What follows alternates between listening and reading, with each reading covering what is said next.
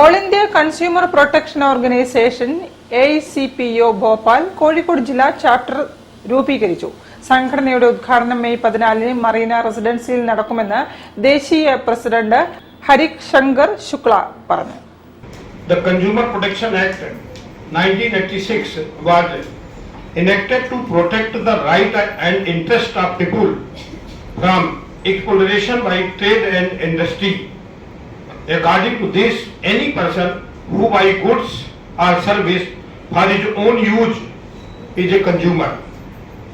The user of these goods and service with the permission of the buyer is also a consumer. Under this act, for easy, cheap and quick disposal of consumer complaints, consumer redressal agencies have been framed at the district, state and national level, which are popularly known as consumer tribunal.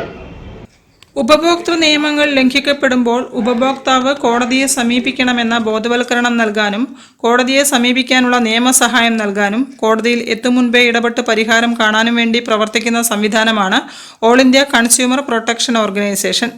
India സർക്കാർ അംഗീകരിച്ച ഈ സംഘടന കേരളത്തിലും സജീവമാകാൻ ഒരുങ്ങുകയാണെന്നും കോഴിക്കോട് ജില്ലാ ചാപ്റ്ററിന്റെ ഉദ്ഘാടനം May 14 ചൊവ്വാഴ്ച മറീന റെസിഡൻസിയിൽ നടക്കുമെന്നും സംസ്ഥാന പ്രസിഡന്റ് VP അബ്ദുൽ കരീം, സംസ്ഥാന ജനറൽ സെക്രട്ടറി R ജയന്ത്കുമാർ തുടങ്ങിയവർ വാർത്താ സമ്മേളനത്തിൽ അറിയിച്ചു.